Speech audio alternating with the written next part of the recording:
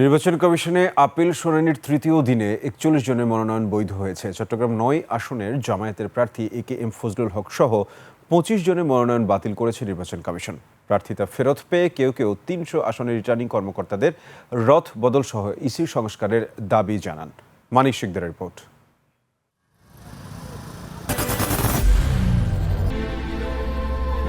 I am Ox. এক মাস পরই ত্রয়োদশ জাতীয় সংসদ নির্বাচন। সোমবার তৃতীয় দিনের মতো শেষ হয়েছে রিটার্নিং কর্মকর্তাদের সিদ্ধান্তের বিরুদ্ধে দায়ের করা আপিল শুনানি। এদিন নিষ্পত্তি হয়েছে ৭১টি আপিল। প্রার্থিতা ফিরে পেয়ে রিটার্নিং কর্মকর্তাদের বিরুদ্ধে অভিযোগ করেন অনেকেই। নির্বাচনে দায়িত্বরত মাঠ পর্যায়ের কর্মকর্তারা রাজনৈতিক দলগুলোর দিকে ঝুঁকে পড়ছে বলেও অভিযোগ করেন প্রার্থীরা। ১৯টি আপিল আমাদের মঞ্জুর হয়েছে, ১৯ জন প্রার্থিতা পেয়েছেন।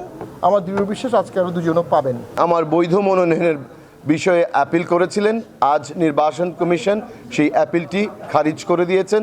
আমার মনোনয়নপত্রটি বৈধ আছে। কি পরিমাণ আপিল এলাও হচ্ছে এর পার্সেন্টেজ দেখলে আপনি বুঝবেন যে স্থানীয় রিটার্নিং কর্মকর্তারা যারা আসলে নির্বাচন কন্ডাক্ট করবে তারা বড় দলগুলি দ্বারা কি মাত্রায় প্রভাবিত হয়েছে।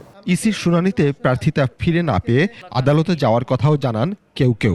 এবার ভোট করতে না দেওয়া, এই কনস্পিরেসি, এই ইলেকশন ইঞ্জিনিয়ারিং চলবে না। কনস্টিটিউশনের বিরুদ্ধে গিয়ে জাতিকে যদি আপনি দমন করে রাখতে চান ইলেকশনে পার্টিসিপেশন করা থেকে, তাহলে এই জাতি কোনো সময় আর উঠে দাঁড়াতে পারবে না।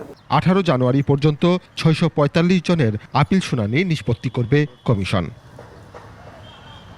মানিক শিকদার, ২১ টেলিভিশন, ঢাকা।